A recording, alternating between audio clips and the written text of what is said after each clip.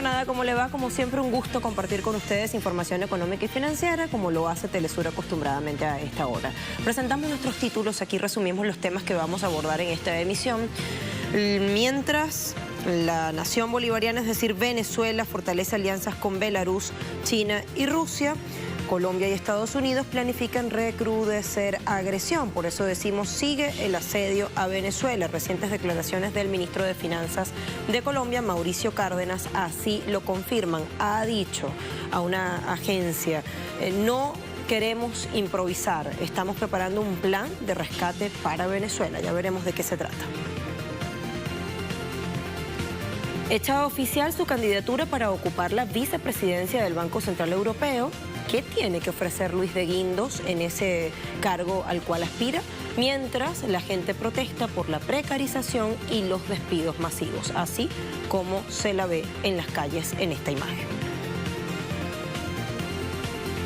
Hay señales ciertas de que la política económica alemana podría ser más suave a partir de la coalición de gobierno que han formado los conservadores para un cuarto mandato de Angela Merkel. También le contaremos en detalle de qué va esto.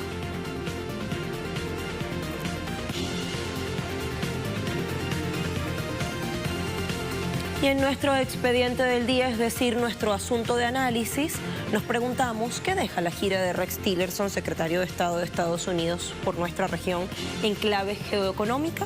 Vistos los titulares, comencemos a desarrollar.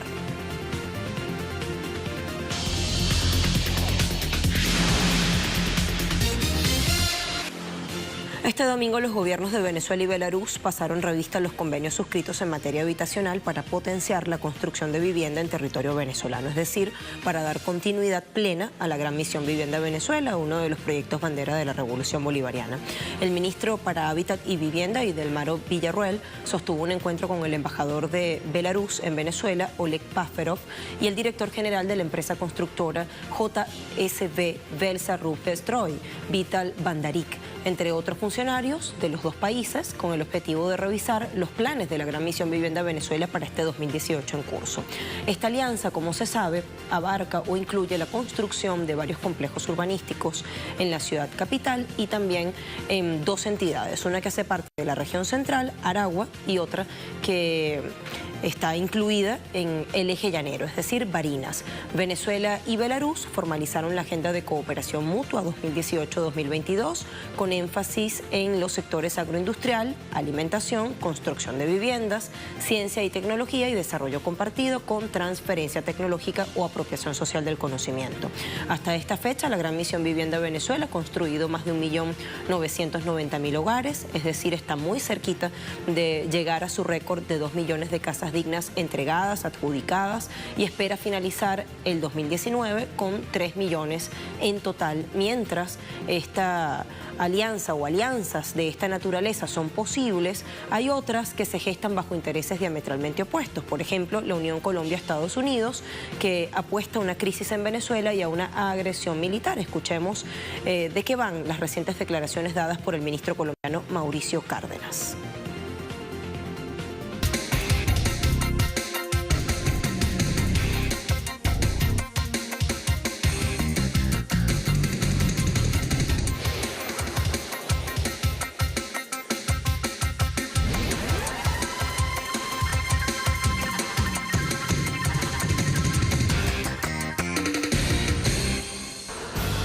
Continúa el asedio financiero a Venezuela. Transcurrida la gira del secretario de Estado estadounidense Rex Tillerson por 5 países de la región, 4 de ellos con presidentes de derechas abiertamente contrarios al gobierno bolivariano, en una entrevista concedida a medios internacionales, el ministro de Hacienda de Colombia, Mauricio Cárdenas, confesó que el mandatario Juan Manuel Santos está haciendo lobby en instituciones como el Fondo Monetario Internacional, Banco Interamericano de Desarrollo y Banco Mundial para imponer un plan de rescate a Venezuela por unos $60.000 millones.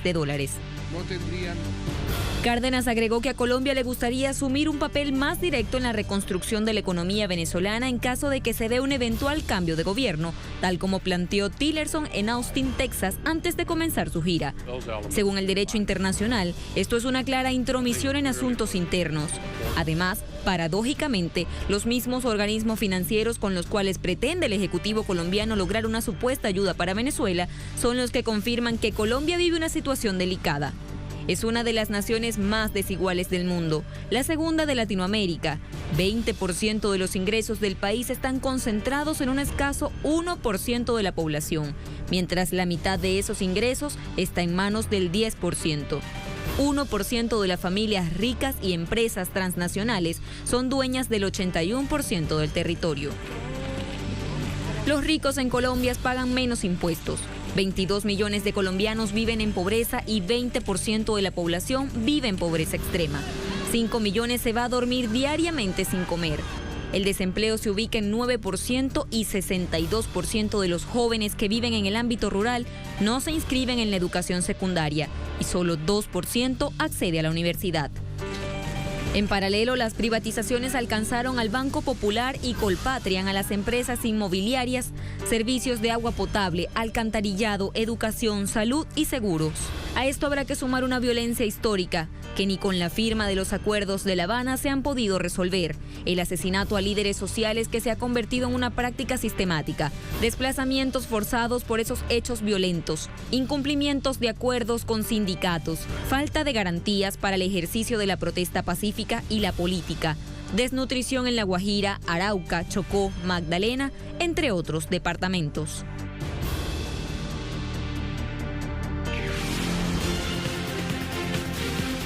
Bueno, hablemos de otros temas. Lima, capital peruana, ha servido de sede para que comiencen una serie de negociaciones entre Perú y Uruguay del Acuerdo de Complementación Económica número 58.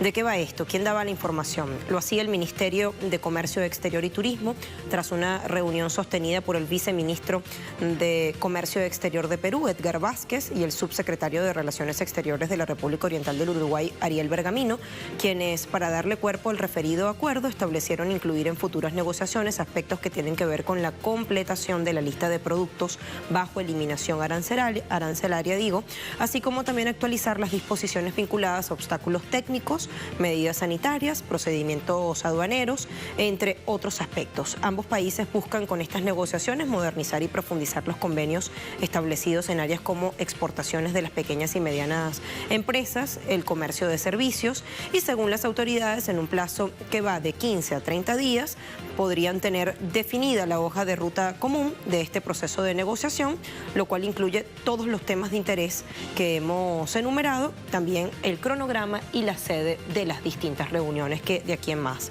se darán.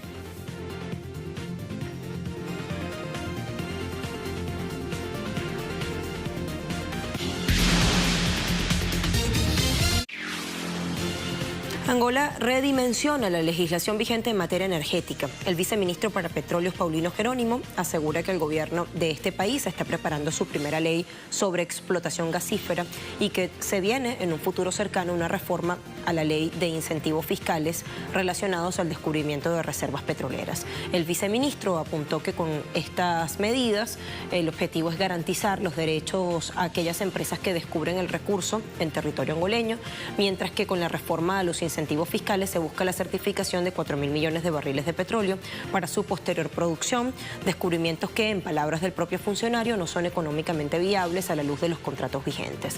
A la par de estas dos reformas, el sector petrolífero busca también avanzar en el establecimiento de leyes sobre la política de abandono de las instalaciones posterior a todo el proceso de explotación y sobre la aceleración en la aprobación de los contratos, algo que incluye una reducción del tiempo para las licitaciones en las zonas de exploración y explotación. Hoy día, Angola produce más de 1.600.000 barriles de crudo diariamente, detrás del rendimiento de Nigeria, que está considerada como la mayor productora del continente africano.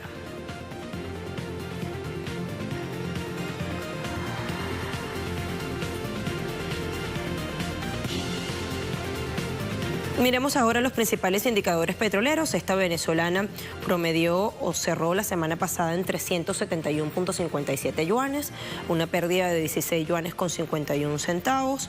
Esto lo publica el portal de la estatal PDVSA, como lo hace cada semana. En el caso del petróleo Brent, de referencia Mar del Norte, está en 63.85 dólares por barril, una subida de 1,80%. Y la cesta OPEP, en su portal, la Organización Intergubernamental, publica que está en 61 dólares con 52, perdiendo 0,97 centavos de dólar. Bueno, visto los indicadores, vayamos entonces a la revisión de nuestro expediente económico. ¿Hacemos una pequeña pausa o lo hacemos de una vez? Vayamos entonces a una mínima pausa y luego regresamos con nuestro tema de análisis. ¿Qué deja la gira de Rex Tillerson en clave geoeconómica? Lo vamos a revisar.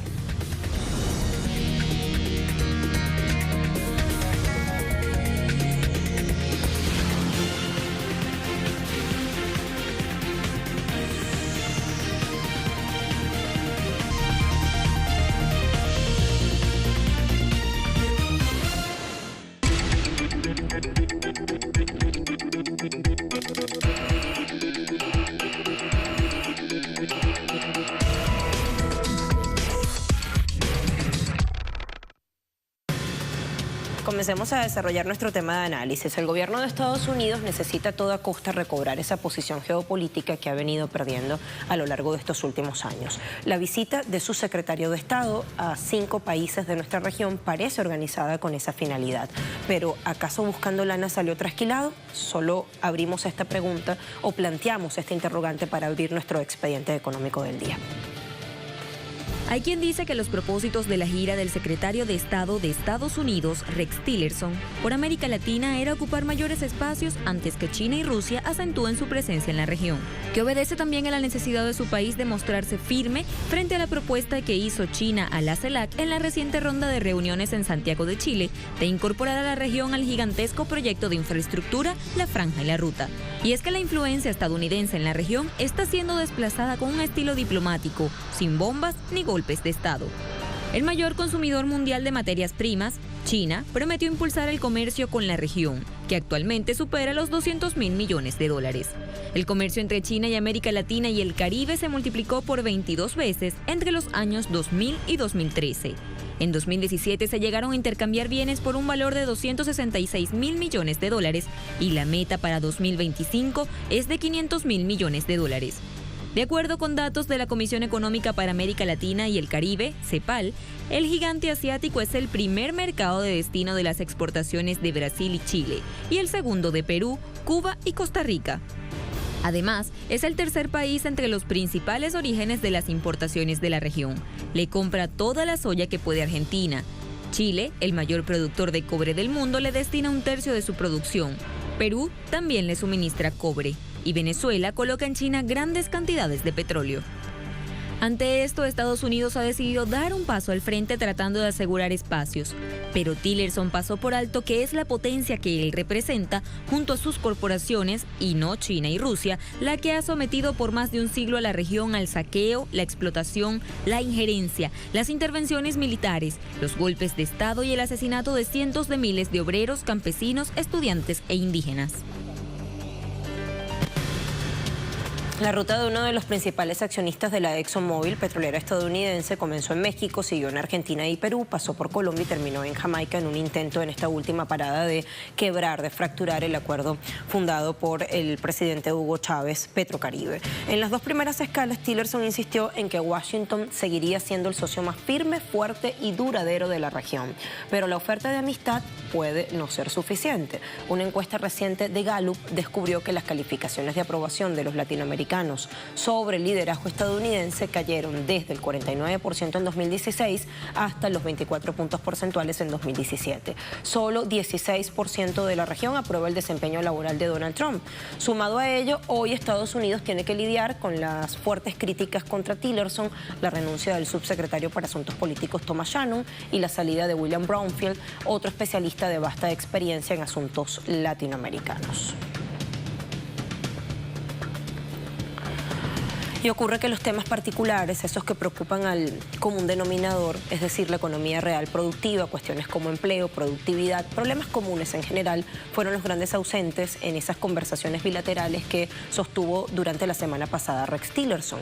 El fin ha sido rodear al supuesto enemigo Venezuela, de allí que esos problemas comunes, que esos problemas que preocupan a la gente no hayan sido conversados. Estados Unidos está considerando restringir las importaciones de petróleo crudo venezolano y exportaciones de productos refinados estadounidenses a Venezuela para presionar al gobierno del presidente Nicolás Maduro. Pero realmente, ¿por qué la insistencia contra Venezuela? ExxonMobil demandó a la estatal Petróleos de Venezuela, PDVSA, ante el Tribunal Arbitral del Banco Mundial, buscando obtener una indemnización de $20.000 millones inicialmente en el año 2007, cuando decidió no renegociar sus proyectos petroleros de Cerro Negro y La Ceiba con PDVSA, luego de la nacionalización de la faja petrolífera del Orinoco por parte del comandante Hugo Chávez. Luego de casi una década de choques legales, revisiones y apelaciones a distintos fallos, en marzo de 2017, el Tribunal Arbitral del Banco Mundial decidió que la demanda de ExxonMobil contenía irregularidades y liberó a PDVSA de pagar las indemnizaciones solicitadas. Con el fallo a favor de la estatal venezolana, la petrolera estadounidense sufrió quizás la mayor derrota legal de su historia. Bueno, y con sus declaraciones, Tillerson dejó muy claro su propósito o el propósito del gobierno de Donald Trump, para hablar en términos más generales, de avanzar hacia el derrocamiento del presidente legítimamente electo en Venezuela, Nicolás Maduro, a través de un golpe de Estado u otras vías no democráticas, cruentas por demás, de liquidar la revolución bolivariana y apoderarse de las cuantiosas reservas de petróleo que hay en territorio venezolano, más específicamente su faja petrolífera del Orinoco Hugo Chávez. Pero esto está muy lejos de concretarse como resultado de su recorrido, pues inmediatamente hubo un contundente rechazo. ¿De quién o de quiénes? Lo reseñamos. Empresas brasileñas ratificaron su apoyo al gobierno y al pueblo de Venezuela y ofrecieron importar rubros en el área de la alimentación y la medicina que serán pagados con la criptomoneda Petro, que está a punto de arrancar operaciones en el mercado. Por su parte, el presidente de Perú, Pedro Pablo Kuczynski, quien el año pasado respaldó la injerencia contra Venezuela, envió una carta de invitación al presidente Maduro para asistir a la 8ª Cumbre de las Américas a realizarse en la nación andina el próximo 13 y 14 de abril, en la que se prevé que el mandatario venezolano reafirme su posición en defensa de la soberanía de Latinoamérica y el Caribe ante las operaciones injerencistas que lleva adelante el gobierno de Estados Unidos. Y en paralelo a la fracasada gira de Tillerson, el jefe de Estado venezolano mantuvo una reunión con el secretario general de la Organización de Países Productores de Petróleo, Mohamed Barkindo, en la que ratificaron unidad y estrategia para la estabilidad de los precios del crudo. Bueno, da la impresión de que esta gira del secretario de Estado de Estados Unidos, Rex Tillerson, y las declaraciones que recientemente hemos oído, muy fuertes, muy claras, no contribuyen a mejorar las relaciones de Washington con distintos países de América Latina y muestra más debilidades que fortalezas, además de un desconocimiento absoluto de la realidad regional. Estados Unidos ha dejado entonces de ser un socio confiable, así convienen en decirlo o concluirlo distintos analistas de la heterodoxia. Vamos nosotros a hacer una segunda pausa en Impacto Económico y a la vuelta hablamos de las claras señales que se están dando en Alemania sobre la posibilidad de una reversión o de una suavidad de la política económica. Y también hablamos de España, del expediente, por decirlo de alguna manera, del ministro Luis de Guindos, quien aspira a la vicepresidencia del Banco Central Europeo.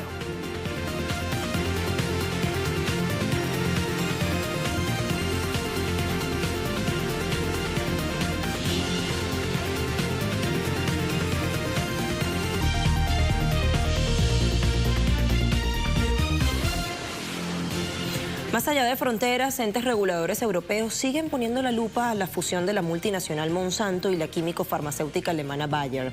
El fin de semana, la comisaria de competencia de la Unión Europea, Margrethe Vestager, dijo al periódico alemán Rheinische Post que la empresa resultante de la compra por más de 60.000 millones de euros no debe sofocar la competencia en el sector de la agricultura digital. La política danesa, responsable de que los monopolios europeos no derriben a otros productores, dijo al referido medio alemán que la idea es garantizar garantizar que las fusiones se estructuran de manera tal que no obstaculicen la competencia. En ese sentido, declaró que nuestra tarea es lograr que los agricultores tengan alternativas en semillas, pesticidas, fungicidas e insecticidas, incluso después de esta unión. Es decir, que no queden condenados a comprar para sus cultivos las semillas transgénicas o los pesticidas altamente contaminantes de Monsanto, para lo cual ésta se compromete a permitir que su rival BAF acceda a sus datos de agricultura digital. La comisión espera publicar su veredicto antimonopolio el 5 de abril venidero. En todo caso, más allá de los arreglos de la institucionalidad poderosa, hay preocupación en las bases porque se trata de una multinacional con participación en la fabricación de la primera bomba nuclear en la Segunda Guerra Mundial, en la entrega de agente naranja a Estados Unidos para su programa de guerra química, responsable de un pesticida que ocasiona daños irreparables en riñones e hígado, además de usar una hormona de crecimiento artificial que causa cáncer.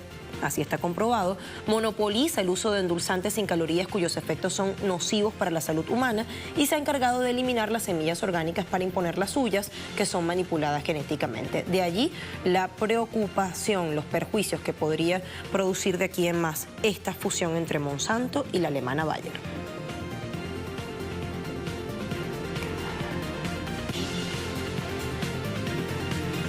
Y hablemos ahora de lo que les adelantaba de Alemania, parte de lo que ocurre o de lo que ocurre ahora que Angela Merkel cedió en cuestiones dolorosas para el bloque conservador con tal de obtener esa coalición que le permita formar un gobierno para un cuarto mandato. Después de esas elecciones de septiembre que, como sabemos, no arrojaron unos resultados determinantes, concluyentes. Y una de esas cuestiones ha sido la cartera de finanzas, una de esas cuestiones en las cuales ha cedido. Quien posiblemente sea su titular, Olaf Scholz, formado en Derecho y alcalde de Hamburgo desde 2011, ha dado unas declaraciones que dejan entrever el giro que probablemente vendrá en el Ejecutivo, gústele o no a Merkel. Una entrevista que dio Scholz a Der Spiegel ha sido la señal más clara de que Alemania podría suavizar su insistencia sobre una estricta disciplina fiscal en el bloque monetario. No queremos dictar a otros países europeos cómo deberían desarrollarse económicamente. Eso es lo que se dice ahora desde Alemania, después de que Wolfgang Schäuble ha sido un emblema, una insignia de las políticas de austeridad o austericidas, como también se le llama, de la institucionalidad europea. No en vano es llamado el guardián de la austeridad. Y expresó más Scholz: seguramente se cometieron errores en el pasado. Así pronunció la sutil crítica que hizo a quien será su antecesor por haber condicionado el rescate a Grecia y Portugal a recortes de gastos bien severos e importantes. El acuerdo de coalición deberá ser ratificado por los más de 460.000 miembros de la socialdemocracia alemana, del partido SPD, en una votación por correo cuyos resultados serán anunciados el 4 de marzo. Y se dice que los 45.000 millones de euros que ahorró Schäuble con su estricta política económica y fiscal serán repartidos por Scholz, aunque queda la duda porque él fue uno de los adeptos de la Agenda 2010 del ex canciller Gerhard Schröder, que justamente constituyó el principio del fin del estado de bienestar en Alemania, del llamado estado de bienestar. Oficializada la candidatura del ministro de Finanzas Luis de Guindos como el aspirante español para asumir la vicepresidencia del Banco Central Europeo, queremos profundizar sobre el currículo de este funcionario español, sobre todo durante sus últimos años de gestión en este gabinete en España. ¿Es cierto que podría ser el candidato perfecto para tal envergadura? Vamos a ver. Convertir un rescate sin costo a los contribuyentes en un agujero de 60.000 millones de euros. Desde que inició rescates bancarios, según el Banco de España, ya van más de 60.000 millones de euros perdidos, cifra que pesará sobre las espaldas de los contribuyentes por las próximas décadas. La intervención del Banco Popular en sola noche y sin información fiable de Guindos expropió las acciones de 300.000 inversores para vender la entidad al Banco Santander por un solo euro. Exfuncionario de Lehman Brothers, el ministro del Partido Popular trabajó como director de España y Portugal de Lehman Brothers en 2018, justo cuando la entidad financiera quebró y con ello, entre otras cosas, comenzó la crisis financiera de 2008. Sin piedad contra Grecia, imposición de medidas austeritarias que responden a intereses políticos y no económicos, es una de las especialidades de Guindos y su inseparable compañero, el ministro de Hacienda Cristóbal Montoro. Actúan igual que el eje liberal de Bruselas y el BCE, que no tuvo la menor piedad de aplastar al gobierno griego. Atacar a Cataluña, Solo 5 días después del referendo independentista catalán, el ministro allanaba el camino para la huida de empresas de Cataluña, aumentar la deuda y acabar con las pensiones. La economía del Estado español ha aumentado su deuda a 1.1 billones de euros actualmente, mientras el sistema de pensiones sigue en caída libre. De los 66.815 millones de euros que tenía en 2011, este fondo solo cuenta con 8.095 millones en la actualidad. Ministro de la Precariedad y la Desigualdad, la precariedad laboral se ha instaurado en la sociedad. Los índices de paro siguen siendo alarmantes y los peores de Europa, haciendo mella en los jóvenes y mujeres. Los servicios básicos son cada vez más escasos y precarios. El poder adquisitivo de los españoles se ha reducido. La recuperación económica de Guindos solo ha favorecido 4 veces más a los ricos que a los pobres y margina, según la Oxfam, a 1/3 de la ciudadanía a riesgo de exclusión social. Y por si fuera poco, por esto ganará 333.080 euros brutos, un salario muy superior a los 73.650 euros que se abona al titular de la cartera económica del gobierno español, y eso sin contar otros complementos familiares que se incluyen en el pliego de contratación del organismo comunitario. Tras tanto, las protestas en España no paran. Este sábado miles de ciudadanos salieron a las calles una vez más en rechazo a eso que precisamente se le adjudica o se le acuña a De Guindos, la precariedad laboral, como escuchábamos ahorita en el expediente. Según la plataforma, que no por casualidad se llama No Más Precariedad, la protesta se extendió a distintas ciudades de la nación ibérica, por ejemplo, Barcelona, Valladolid, Valencia y Gijón, sumando un total de 33 en todo el país, y congregó a distintos colectivos afectados por los desahucios, trabajadores de empresas de reparto a domicilio, defensores de las pensiones públicas, taxistas, parados, entre otros. Como lugar común, los manifestantes reclaman que el modelo de sociedad actual les precariza, les excluye, les margina, porque el sistema laboral, tal como está planteado en contratos temporales, elimina la estabilidad de los trabajadores. La plataforma tiene previsto convocar a otra gran manifestación en Madrid los días 26 y 27 de mayo, mientras este domingo, justamente en Madrid, otros miles de manifestantes salían a exigir nada menos que la renuncia de Mariano Rajoy por los escándalos de corrupción en los cuales está sumergido su gobierno en los últimos años. Allí vemos el panorama antagónico que se presenta en España. Nosotros entonces nos preparamos para nuestra despedida. Muchísimas gracias por habernos acompañado. Sigue en sintonía de Telesur. Nos vemos en unos minutos.